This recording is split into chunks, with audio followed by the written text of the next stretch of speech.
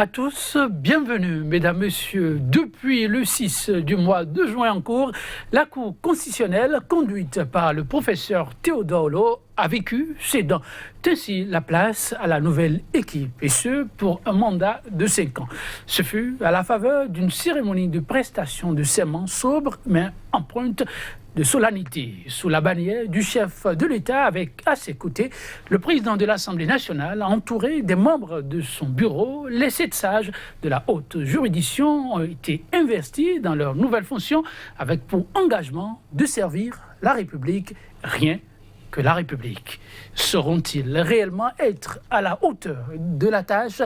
Le peuple, à la fois dubitatif et craintif, depuis leur nomination, continue de retenir son souffle. En attendant de les apprécier à l'acte, 100% Bénin voudrait vous replonger dans les moments forts de la cérémonie d'investiture à travers le regard croisé de 2 analystes. Ce sera autour du thème « Installation au Bénin des membres de la Cour ». À tous, bienvenue mesdames, messieurs. Depuis le 6 du mois de juin en cours, la Cour constitutionnelle, conduite par le professeur Théodore Lo, a vécu, cédant ainsi la place à la nouvelle équipe, et ce, pour un mandat de 5 ans. Ce fut à la faveur d'une cérémonie de prestation de serment sobre, mais empreinte de solennité, sous la bannière du chef de l'État, avec à ses côtés le président de l'Assemblée nationale, entouré des membres de son bureau. Les 7 sages de la haute juridiction ont été investis dans leurs nouvelles fonctions, avec pour engagement de servir la République, rien que la République. Sauront-ils réellement être à la hauteur de la tâche? Le peuple, à la fois dubitatif et craintif, depuis leur nomination, continue de retenir son souffle. En attendant de les apprécier à l'acte, 100% Bénin voudrait vous replonger dans les moments forts de la cérémonie d'investiture, mais à travers le regard de 2 analystes. Ce sera autour du thème « Installation au Bénin des membres de la Cour constitutionnelle 6e mandature, une nouvelle ère, pour quel défi ?» Le débat, c'est tout de suite et maintenant déjà installé sur ce plateau. Lagrange Fidèle Simenon. Ayampé, il est diplomate et consultant, un observateur très averti de l'actualité sociopolitique sur le continent. Fidèle Ayampé, bonjour. Bonjour. Merci de répondre à notre invitation. C'est moi qui vous remercie. En face de vous, on ne le présente plus sur le plateau de 100% Bénin, Steve Botton, juriste. Il est analyste politique. Steve Botton, bonjour. Bonjour, monsieur Giorleton. Merci pour la disponibilité. Tout le plaisir pour moi. Annoncer, c'est désormais un fait. Le 6, les nouveaux membres de la Cour constitutionnelle ont prêté serment. Une cérémonie très simple, mais ponctuée d'une solennité toute particulière, comme c'est souvent le cas en de pareilles circonstances. Ce fut une cérémonie qui a retenu l'attention de plus d'un. Steve Botton, cette cérémonie, vous l'avez suivie, attendue aussi par vous, du fait de la mission assignée à ceux-là et de ce qu'ils pourraient appeler à porter comme contribution pour l'édification de la démocratie, qui reste une marche permanente. À la fin, vous vous êtes dit, voilà une page bien neuve qui a commencé par être écrite. Bon, pas une page totalement neuve qui a commencé par écrire, parce que quand même, nous avons 25 ans de tradition en matière de justice constitutionnelle. Nous avons déjà installé 5 cours constitutionnelles par le passé. Donc je pense que malgré, en dépit de la solennité, en dépit de ce que quand même c'est une mission très très noble pour les nouveaux membres, c'est devenu une banalité pour notre démocratie, l'installation des membres de la Cour constitutionnelle. Donc je pense que c'est la démocratie qui suit normalement son cours au Bénin, et on peut qu'en féliciter le peuple béninois pour ça. Oui, Fidèle Ayampé, vous avez suivi aussi cette cérémonie, vous l'avez vécue avec quel regard?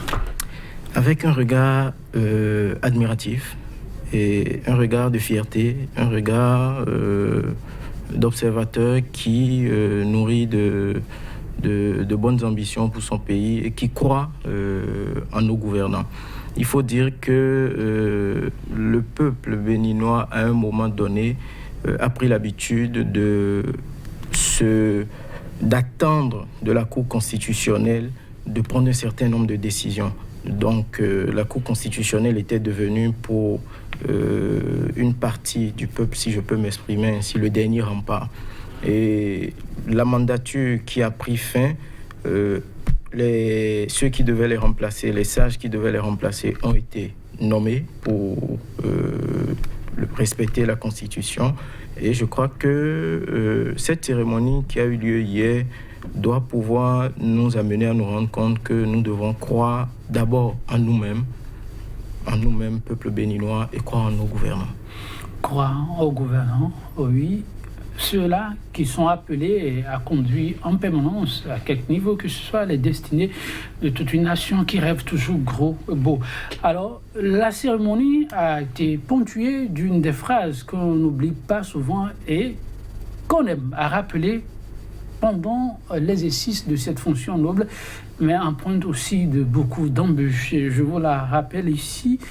Jurez-vous de bien et fidèlement remplir vos fonctions, de les exercer en toute impartialité dans le respect de la Constitution, de garder les secrets des délibérations et les votes, de ne prendre aucune position publique, de ne donner aucune consultation sur les questions relevant de la compétence de la Cour. La réponse a bien évidemment été Steve Cotton, je le jure.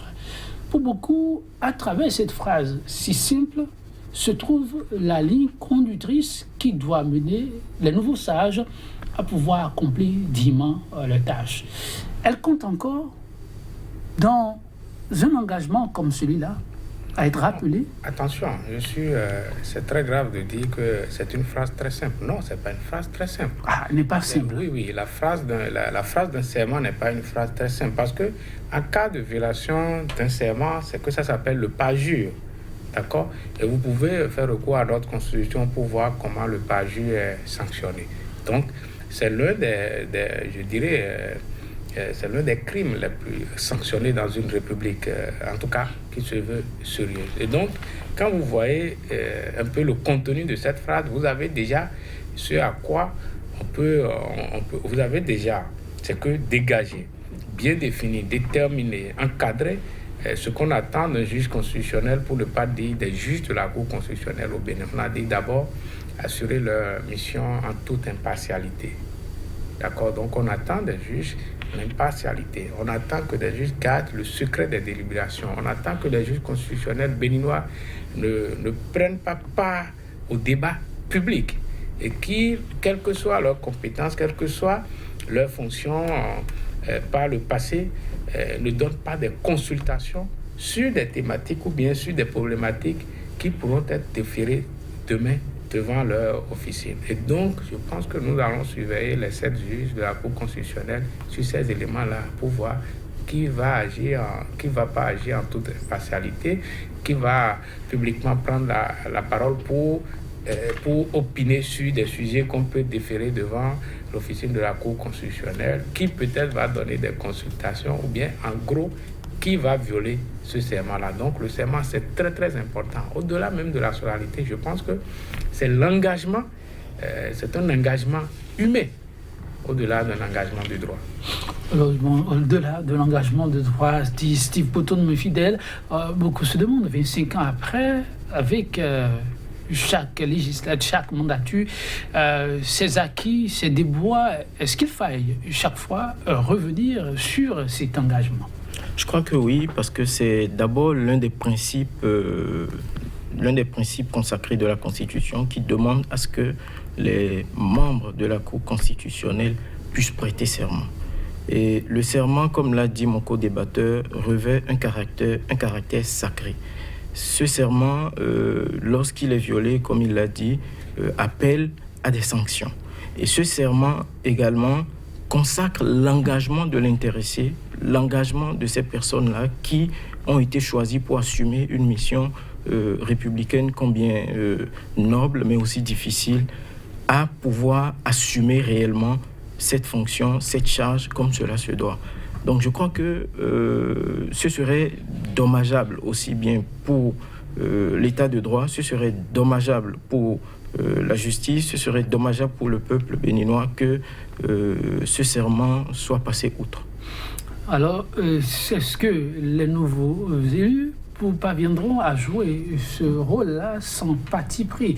On pourra, chemin faisant, l'apprécier. Mais à cette cérémonie, il y a une attitude qui était attendue ou une réaction observée de tous. C'est celle émanant du chef de l'État. Qu'aura-t-il à dire à ces sages si, à côté, il y a de ces supputations? En tout cas, le chef n'est pas resté en dehors de ce qui a été réglementairement tracé. 2 phrases auraient ponctué cette cérémonie qui, pour d'aucuns, vaut aussi son pesant d'or. La première, toutes les fois, dit-il, que je vis ces genres d'événements, je suis fier d'appartenir à la nation. Fin de citation. Steve Poton. Oui, mais là, je pense que c'est très facile à le dire. Et comme le président de la République l'a dit aussi facilement, je pense qu'il va falloir que aussi facilement qu'il respecte les décisions de la Cour constitutionnelle. Parce qu'il ne peut pas dire qu'il est fier d'une cérémonie qui installe les membres de la Cour constitutionnelle, alors que par le passé, en tout cas après 2 ans de gouvernance, il s'est illustré par le non-respect de certains nombres de décisions de la Cour constitutionnelle, de certains nombres de violations de la Constitution même, et même il s'est dérogé à des charges constitutionnelles. En janvier, un membre de la Cour constitutionnelle a démissionné. La Constitution dit que ce membre doit être remplacé par l'organe qu'il a désigné. Et il avait été désigné par le président de la République. Donc c'est le nouveau président de la République en place qui devrait le remplacer. Et il ne l'a pas fait. Donc il a dérogé à une charge constitutionnelle. Donc je trouve paradoxal qu'il dit qu'il est très fier de cette cérémonie, qu'il est très fier d'appartenir à la nation. La nation n'existe pas en dehors de la Constitution.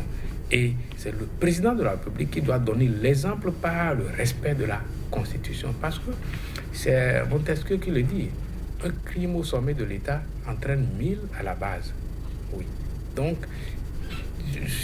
peut-être, c'est bien dit. C'est les phrases que moi je vais entendre le président de la République dire, qu'il est fier de la nation béninoise. D'accord, qu'il est fier de ces genres de cérémonies, mais il sera davantage fier et très élevé s'il respecte la Constitution, s'il respecte les décisions de la Cour constitutionnelle et s'il assume ses charges constitutionnelles. Fidèle Ayampé, par rapport à cette déclaration du chef de l'État? Je dirais que c'est vrai, nous avons tous entendu dire le chef de l'État, sa fierté, et inviter même tous les Béninois à être fiers d'être Béninois. Je crois que, comme je le disais à l'entame, nous devons pouvoir nous réjouir d'entendre le chef de l'État dire de tels propos. Nous devons nous réjouir. Et mon co-débatteur est allé sur certains points invitant au respect de la Constitution. C'était dans un cadre, formel, dans un cadre manifestant le respect de cette Constitution-là que ces propos ont été dits. Donc, moi, je pense que nous devons pouvoir accompagner nos gouvernants, nous devons pouvoir jeter un autre regard. Ne nous braquons pas déjà par rapport à certaines choses. C'est vrai, il y a eu des antécédents, mais tous autant que nous sommes, nous ne savons pas ce qui se cache derrière ces antécédents. Nous ne savons pas exactement ce qui a amené à ces antécédents. Quand je prends dans le cas d'espèce, j'imagine qu'ils voudraient bien comprendre. Ils ne sont pas là. Ces téléspectateurs, ce n'est pas une émission interactive. Il y a votre vis-à-vis Steve Poton qui a spécifié qu'il y a des décisions qui n'ont pas été respectées. Vous pensez qu'il peut y avoir des excuses à ça? Je ne dis pas qu'il peut y avoir des excuses, mais nous devons également nous poser la question dans le même temps où nous exprimons, nous manifestons que nous ne sommes pas d'accord, nous manifestons une insatisfaction, nous devons pouvoir également jeter un regard sur les raisons qui ont motivé cela et essayer de voir quelles dispositions nous pouvons prendre. La Cour constitutionnelle, malheureusement, n'est pas un censeur, elle est un pédagogue. Et elle fait son travail, elle a toujours fait son travail jusque-là. Mais à nous autres qui n'avons, si je me permets de le dire, aucun pouvoir, mais qui ne sommes là que pour observer, pour dénoncer, pour décrire, pour encourager, de pouvoir trouver les moyens requis pour pouvoir amener, s'il le faut, nos gouvernants à comprendre que, attention, nous sommes en train d'aller à la dérive. Attention, vous devez prendre vos responsabilités. Et avant d'évoluer à Steve qui voudrait faire alors là, en fait, si je comprends bien, mon cher fidèle, c'est que il peut y avoir des situations où bien le président de la République, ou bien pour ne pas dire le président de la République, les gouvernants d'une manière générale, parce que le Parlement aussi s'est illustré avec la violation de la Constitution, pour ne pas dire des lois. C'est que vous imaginez un instant que les gouvernants doivent choisir les lois qu'ils vont respecter, que les gouvernants doivent trouver des situations qui justifient, qui expliquent le fait qu'ils violent la Constitution. Nous ne sommes plus dans un état de droit. Celui qui est le premier à faire sortir le mot état de droit, l'expression état de droit sur ce plateau, c'est vous. Et je suis convaincu que vous savez ce que vous mettez dans ce vocable quand vous parlez de l'état de droit. Et donc l'état de droit, peut-être, je vais dire ce que moi je pense de l'état de droit, et peut-être si je ne le dis pas bien, vous allez me corriger. Mais l'état de droit, c'est que tous les citoyens, y compris les citoyens investis d'une charge publique, sont soumis au respect strict de la loi. Est-ce que vous voyez? Et moi, je précise, l'exemple doit toujours venir des gouvernants. Nous ne pouvons plus continuer à accepter, après environ plus d'un quart-siècle de démocratie constitutionnelle, que nous ayons des présidents, nous ayons un président de la République, nous ayons des députés, qui pensent que telle loi, on peut laisser. Telle disposition constitutionnelle, on peut ne pas le respecter. Et on va dire qu'on ne sait pas ce qu'ils sont. Non, la Constitution, ça se respecte au point, un trait. Parce que si la Constitution n'est pas respectée, c'est la porte ouverte à l'arbitraire. Et qui dit l'arbitraire dit, c'est-à-dire la violence. Et c'est parce que le peuple béninois a dit non à la violence que le peuple s'est doté de cette constitution-là. Et cette constitution nous a donné une stabilité, je ne veux pas dire une stabilité relative, en tout cas nous a donné une stabilité, à défaut d'être absolue, cette stabilité n'est pas relative. En tout cas, c'est une stabilité qui est à la hauteur des efforts que nous fournissons, de l'hygiène démocratique que nous apportons au quotidien à notre vie en société. Et donc je pense le respect de la Constitution, moi, c'est un principe sacré. En tant que citoyen, je pense que c'est un principe sacré. On peut ne pas s'entendre sur tout, mais on va devoir s'entendre sur au moins ce que c'est que la Constitution et le respect que les autorités doivent avoir de la Constitution. Là où vous êtes là, vous ne pouvez pas vous lever, vous mettre sur la voie et barrer une voie, soit disant que bon, c'est ce que vous avez envie de faire. Pourquoi vous ne pouvez pas choisir les lois à respecter et vous pensez que d'autres citoyens, parce qu'ils sont investis de charges publiques, peuvent choisir les lois à respecter dans le pays? En tout cas, nous n'encourageons pas, je n'encourage pas ou je ne suis pas dans un schéma de non-respect ou du choix des lois à respecter. Mais vous êtes d'avis avec moi que dans le cas d'espèce, le gouvernant ou le gouvernement a justifié la raison qui a motivé le non-remplacement de cette autorité dont vous avez fait part. Toujours est-il que la Constitution a prévu le canevas. Le gouvernant qui s'est rendu compte qu'il n'avait pas la possibilité requise ou ne se retrouvait pas en mesure d'assumer cette responsabilité a essayé également de se faire comprendre. Ce qui m'emmenait à dire également que la Cour constitutionnelle, et c'est une erreur que nous faisons souvent, la Cour constitutionnelle n'est pas un censeur, elle est un pédagogue. Elle est un pédagogue. Et ce n'est pas parce que... Alors, si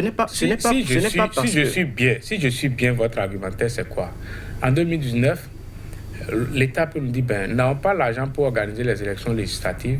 Bon, voilà l'explication. Oui, la Constitution a dit que le mandat des députés, c'est 4 ans. Mais voilà, nous n'avons pas l'argent pour organiser les élections législatives.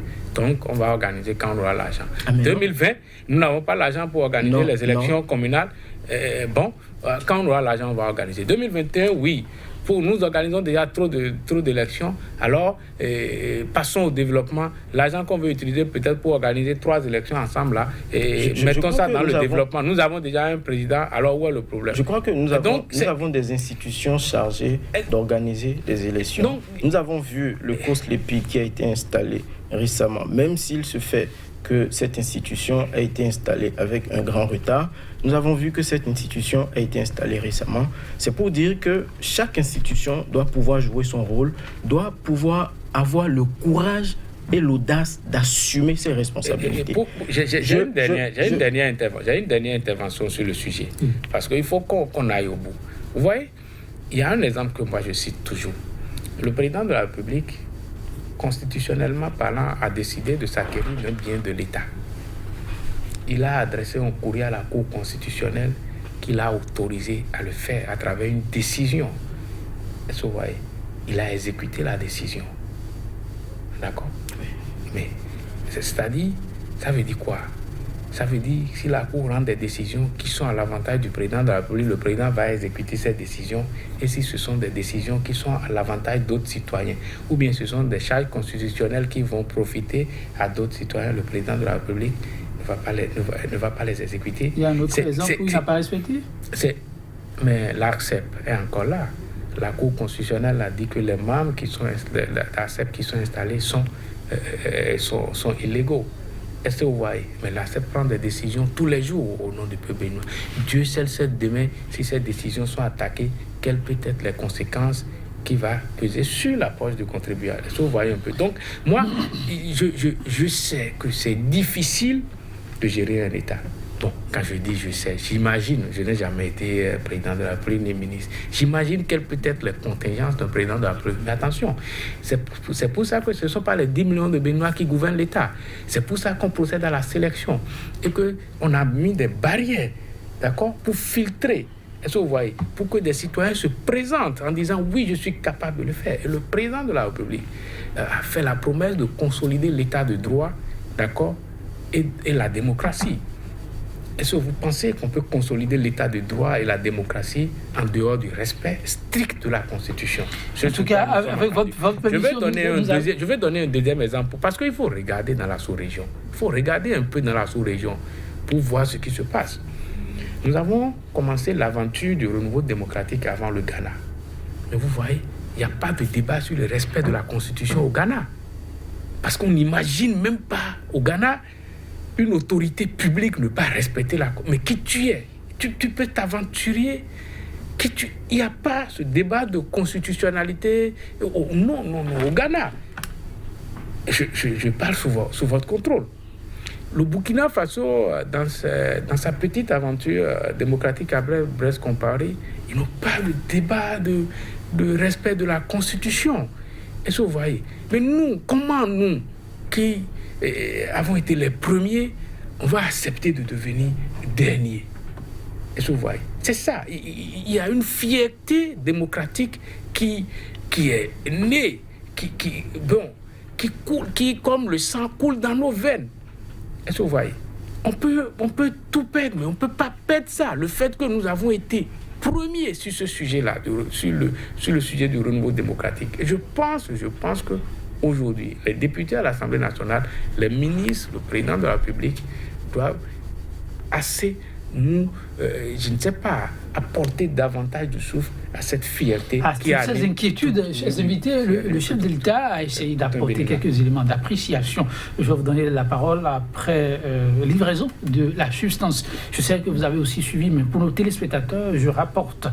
Nous avons le fort de nous faire peur par moments, mais l'âme du pays est si forte qu'elle parvient à nous ramener chaque fois à la bonne ambiance, à la raison, de sorte que nous parvenons à faire notre chemin doucement, lentement et sûrement, fidèle. Je crois que le chef de l'État ne faisait rien d'autre que manifester la fierté dont il faisait montre à un moment donné. Et je vais dans le même sens en disant que c'est vrai, dans la mesure où il va de la vitalité de notre démocratie que le peuple aujourd'hui puisse s'exprimer. Et cela a été consacré effectivement par la Constitution. Cela est le résultat aujourd'hui de ce travail qui a été fait et qui a fait du Bénin, de notre pays et des Béninois, les pionniers de la démocratie dans notre sous-région et je dirais même, si je peux me permettre, sur notre continent. Le peuple béninois est assez éveillé, assez mature pour veiller, pour sauvegarder ce qu'il a chèrement acquis. Et nous avons parlé tout à l'heure d'état de droit, nous avons parlé de démocratie. Je crois que jusque-là, nous avons tenu. Jusque-là, le cap a été maintenu et je crois que le cap sera toujours maintenu. Nous ferons toujours cette fierté-là que nous avons commencé à faire et nous irons plus loin, aussi bien pour nous, le peuple béninois, que pour l'image que le Bénin doit donner. En tout cas, ils sont nombreux à avoir les regards braqués sur le Bénin qui a beaucoup apporté à la sous-région et qui continue d'ailleurs de s'illustrer. Mais au même moment, il y a parfois des craintes, c'est ça, il faut le souligner. Mais Steve Poton, pourquoi ce talent du Béninois à s'amuser, à se faire peur? Le chef de l'État l'a rappelé, les Béninois ont le fort de se faire peur. Mais heureusement, souligne-t-il, l'âme du pays est forte. Je ne sais pas ce que le président met dans les Béninois ont le talent de se faire peur. Je ne sais pas. Ah bon? Si c'est que les Béninois sont très attachés, si le fait que les Béninois sont très attachés au respect de la Constitution ou bien au respect des textes, si c'est ça, le président appelle les Béninois ont le talent de se faire peur, alors là, il a raison. Si c'est le fait que les Béninois sont de temps en temps très exigeants vis-à-vis des gouvernants. Très, très exigeant vis-à-vis des gouvernants. Et peut-être si c'est ça, le président de la République appelle les Béninois le talent de se faire peur, là aussi, il a raison. Mais l'autre chose que je dirais, c'est quoi? Les Béninois ont une intelligence politique que souvent je m'amuse à qualifier de nulle part ailleurs. Vous voyez, les Béninois sont capables de voter dans le même bureau de vote pour un candidat, pour un poste donné.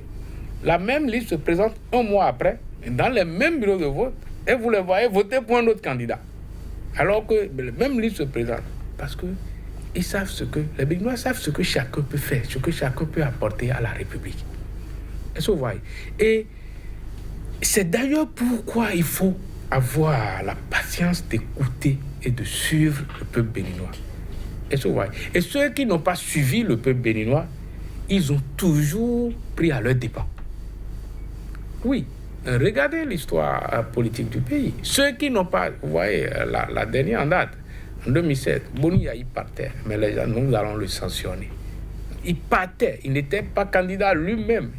Mais on disait non, lui, on va le sanctionner. Donc, si c'est ça, ce comportement des Béninois, à être très accrochés à leur démocratie, si c'est le fait que la démocratie et ses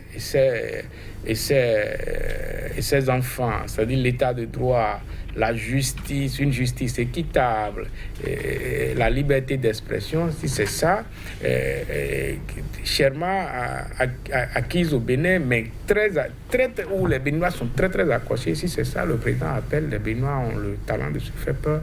Alors là, il a raison. Les Béninois ont le talent de se faire peur chaque fois quand il s'agit de leur démocratie. Parce que avant l'avènement du renouveau démocratique, n'oublions pas que les Béninois ont vécu 17 ans au pouvoir marxiste, au pouvoir militaire. Et je pense qu'aucun Béninois n'a envie de retourner dans un tel régime. Et donc, il faut les comprendre. Il faut comprendre la peur des Béninois. Et j'aurais aimé que le président ajoute « je comprends leur peur ». En tout cas, l'homme aura discerné aussi, satisfait aux membres de la Cour sortant, la Cour de la 5e législature. Le chef de l'État dit, je cite, « Je voudrais remercier tout particulièrement les membres de la Cour qui sont à ce cérémonial en train de passer la main aux autres. Recevez ma reconnaissance et celle du peuple béninois pour votre rôle, la qualité de votre travail tout au long. » Méritoire?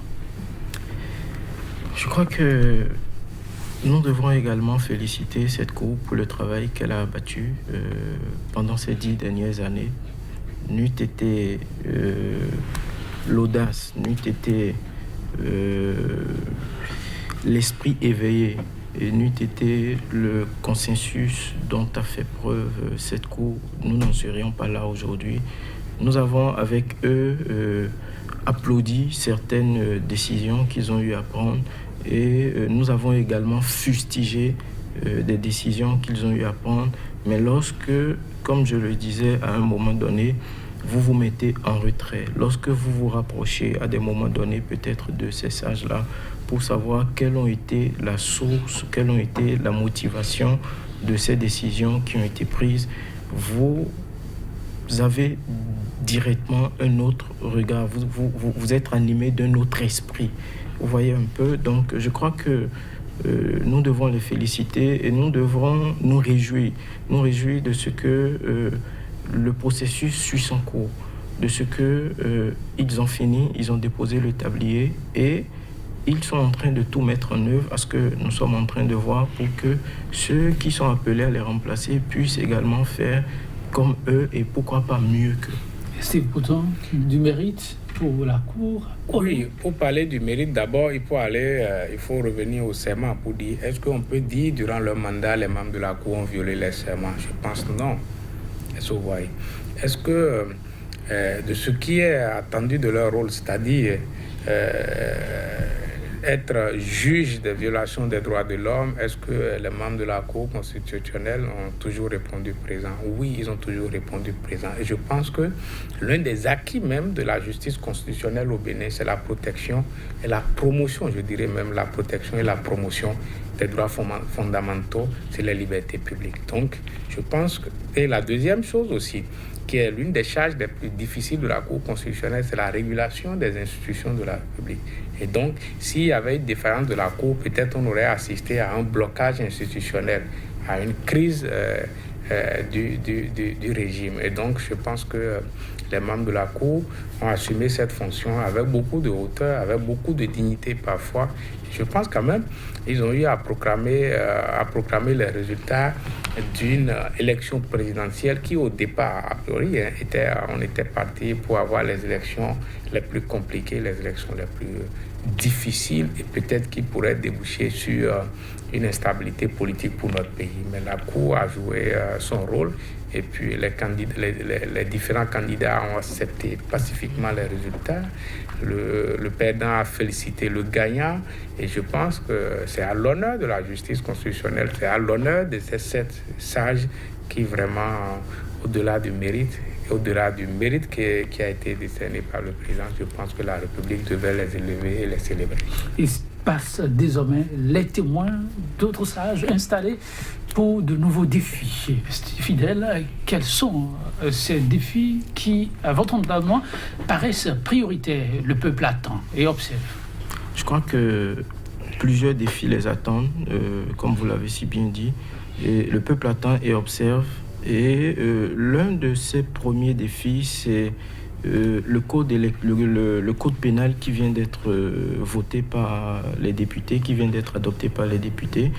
Le peuple attend de voir parce que ce code, je ne sais pas si vous l'avez parcouru, ce code qui vient d'être voté par les députés et qui constitue une réforme, je dirais, parce que c'est un toilettage de l'ancien code qui a été fait. Le peuple les attend sur ce sujet, mais je crois que en dehors de ce défi, ces sages qui viennent de prêter serment doivent pouvoir montrer qu'ils font preuve d'une certaine dignité, d'une certaine conscience civique et d'un certain consensus pour maintenir quand même l'état de droit, pour maintenir cette démocratie que nous avons chèrement acquise. Ils ont plusieurs défis qui les attendent et c'est vrai que le peuple est craintif, c'est vrai que certains ou d'autres se demandent à cause de la couleur politique, à cause des accointances, si je peux me permettre ainsi, de ces personnalités qui ont été choisies. Le peuple est craintif et demeure peut-être dubitatif, mais je pense que nous gagnerons le pari. Et ce pari ne sera pas gagné si déjà le peuple se met dans une posture de ce que ces sages vont trahir leur serment, de ce que ces sages auront à se rendre redevables, vont se penser redevables. Je crois que non, nous devons rester dans un esprit positif et attendre le meilleur de cette cour. C'est pourtant le gouvernement en main que devront faire en urgence ces stages comme premier pas à poser. Mais le premier pas, d'abord, c'est à travers la désignation du président de la Cour constitutionnelle, ça va être le premier signal envoyé au peuple. Est-ce que vous voyez un peu? Donc, c'est parce que, quand même, au Bénin, les présidents des institutions de la République, c'est que, je ne vais pas dire une emprise, mais quand même, ont une voix... Un rôle primordial, fondamental. Exactement, un rôle fondamental. À la tête de ces institutions et surtout même de la personnalité de ces institutions dépendent aussi de la qualité du travail abattu. Et donc, on attend d'abord comme premier pas la désignation des membres de la Cour constitutionnelle. Mais maintenant, en termes de défis, le premier défi, c'est d'abord la protection et la protection des droits fondamentaux et des libertés publiques. Ça, c'est rentré déjà dans les mœurs des Béninois et je pense que la Cour constitutionnelle, quel que soit le juge constitutionnel que nous aurons, malheur à ce juge qui va tenter de nous faire reculer. Deuxième chose, c'est la régulation des institutions de la République. Je pense que grâce au travail des cours constitutionnelles précédentes ou bien des juges constitutionnels précédents, nous ne sommes jamais tombés dans une instabilité institutionnelle, dans un blocage institutionnel où véritablement, vraiment, c'est que l'appareil étatique serait bloqué. Et donc, la nouvelle Cour constitutionnelle a aussi à continuer sur cette lancée. Maintenant, il ne faut pas perdre de vue de ce que quand même, comme le disait tout à l'heure Fidèle Anyakwe, c'est que dans la désignation des membres de cette Cour constitutionnelle, il y a déjà des, je ne veux pas dire des paradoxes, mais quand même des sujets... des craintes. Oui, au-delà des craintes, il y a sujet à débat. L'un des membres de la Cour constitutionnelle était jusqu'à la veille de son serment, était encore membre du gouvernement. Je pense que quand même, c'est pas une bonne image. C'est pas une bonne image. Même si la loi ne l'interdit, normalement, je pense de façon élégante à partir de la désignation déjà, l'intéressé, s'il était membre de la Cour constitutionnelle, devrait d'abord se... Parce que, par exemple, vous imaginez peut-être qu'après sa désignation, le ministre a posé des actes. Il devient président de la Cour constitutionnelle. Ces actes vont être désormais déférés devant lui pour apprécier la constitutionnalité de ces actes-là. Ah oui, parlant d'actes, il en a posé. Il a défendu avec honte le nouveau code pénal. Je mets de côté le code. Il a défendu, mais ce n'est pas lui qui l'a voté. Ce sont les députés qui ont voté le code. Donc, devant l'histoire, ce sont les députés qui vont assumer la responsabilité de ce qu'ils vont voter comme loi. Et donc, il ne participe pas au vote. Il vient expliquer, il vient dire, il vient en tant que membre du gouvernement dire voilà pourquoi il faut voter. Mais les députés ne sont pas obligés de voter parce qu'il a passé. C'était pas décent de rester en poste jusqu'à la veille, je dirais, il prêtait serment à moins de 24 heures pour prendre encore fonction. Autre aspect que vous voulez évoquer. L'autre aspect aussi, c'est dit il n'y a pas assez de femmes dans notre pays à 52%. Notre pays est composé à 52% de femmes. Et je pense quand même que ce soit la présidente de la République, à travers le président et le bureau du Parlement, ils n'ont pas rendu service à la société béninoise. Quand même, c'est au Bénin qu'on a connu les Amazones qui sont célébrées de par le monde où leur histoire est racontée. Donc, on ne peut pas dire que nous n'avons pas de femmes assez responsables, de femmes assez dignes pour assumer cette mission républicaine. Moi, j'aurais aimé qu'il y ait au minimum 3 femmes.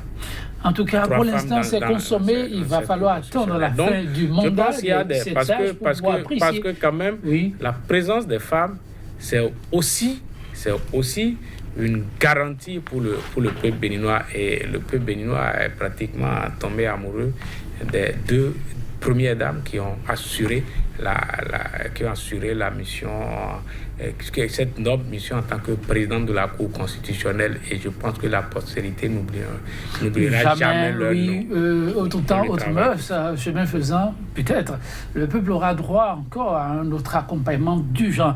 Mais parlons de la mission assignée aux sages, le président de la 4e mandature, Robert Dossou, lors de la cérémonie de colloque international marquant les 25 ans de parcours constitutionnel de l'instance, a fait une adresse à l'audience, des mots assez forts, mais aussi très pertinents. Nous allons, avec la régie, un peu suivre ce qu'il perçoit comme ligne de conduite, et ensuite nous allons faire les conclusions qui s'imposent. La régie, et puis on se retrouve. Si vous êtes nommé juge, que vous, citoyens nommés juge, vous prenez cela comme l'apothéose de votre carrière et que vous avez inscrit cela dans votre parcours de carrière, et vous en tenez là, vous serez et vous resterez un mauvais juge. Le juge doit venir porteur de valeurs et non simplement porteur de carrière. Vous devez croire en la République. Vous devez croire en ces institutions. Vous devez avoir un désir pour les institutions de votre pays et pour l'État. Si vous n'avez pas ça, vous allez errer. Mais si vous venez porteur de ces convictions, de ces valeurs, eh bien, vous allez savoir exactement quel est votre travail au sein de l'équipe que vous avez intégrée. Maintenant, un élément que les textes exigent, c'est la compétence. Quelle que soit votre compétence, votre degré de compétence, si vous n'avez pas l'humilité pour écouter aussi les autres, vous ne serez pas un très bon juge collectif. Et contrairement à ce qu'on a craint, les juges constitutionnels qui ne sont pas juristes du tout, mais il leur arrive de faire un raisonnement impeccable qui entraîne les juristes, et les juristes mettent ça en musique de droit. Donc, la délicatesse de la mission fait que le juge constitutionnel doit avoir des convictions bien ancrées, mais avec des fenêtres sur les convictions des autres. Mais il doit également avoir des fenêtres sur la société dans laquelle il opère. Le juge nigérien opère pour la société du Niger. Le juge béninois pour la société béninoise. Et si vous ne connaissiez pas votre société avant d'entrer, vous devez faire l'apprentissage. Le juge constitutionnel est collé à sa société, mais ouvert sur le monde. Je dis bien ouvert sur le monde. Ce qui signifie que le juge constitutionnel n'hésite pas à prendre une règle de droit international privé et l'appliquer quand c'est nécessaire, de droit international public et l'appliquer dans sa décision lorsque c'est nécessaire. Le juge constitutionnel n'est pas là pour rendre service à X, Y ou Z. À titre individuel, il peut vouloir rendre service. Mais on ne rend service que lorsque le droit le permet. Et si vous rendez n'importe quel service, ça se lira dans votre décision, ça se saura. Il n'y a rien à faire. L'indépendance du juge est dans sa conscience, dans ses convictions personnelles d'abord. On a beau adopter tous les textes possibles pour cadrer, asseoir l'indépendance du juge, si lui-même n'est pas indépendant, si lui-même ne veut pas être indépendant, eh bien, il ne pourra pas être indépendant. Ceci est valable d'ailleurs pour tout juge. Tout juge. Fidèle Yankwe, vous l'avez suivi attentivement. Une intervention pour rien ou s'apporter de l'eau à votre moulin est utile pour ceux qui sont désormais appelés à conduire la BAC, haute cour constitutionnelle. beaucoup d'eau à mon moulin et je crois que beaucoup d'eau également au moulin des nouveaux sages de la cour et beaucoup d'eau également au moulin de la population, je crois. Et de ces propos, j'ai retenu 2 ou 3 choses. La première, c'est les valeurs. La première des choses, ce sont les valeurs. La deuxième, ce sont les compétences et l'humilité. L'humilité d'ouvrir la fenêtre vers les autres, vers le peuple et vers l'environnement dans lequel l'on est. La troisième chose, c'est l'autodidacte. Le juge doit être un autodidacte, si je peux m'exprimer ainsi. Le juge doit pouvoir se perfectionner. Il a dit, si il n'est pas en mesure, s'il se rend compte qu'il n'a pas certaines compétences, il doit pouvoir chercher à avoir ces compétences. Voilà un peu ce que j'ai retenu. Pardon. Et je crois que Maître Robert Dossou est l'un des pères fondateurs de notre Constitution, qui s'est retiré de la scène. Et ses conseils sont et seront toujours, je crois, les bienvenus. Steve Poton, le temps est complètement parti malheureusement. Alors, oui. On ne peut pas dire d'un propos d'un ancien président de la Cour constitutionnelle que ce ne sont pas des propos qui tombent à point nommé.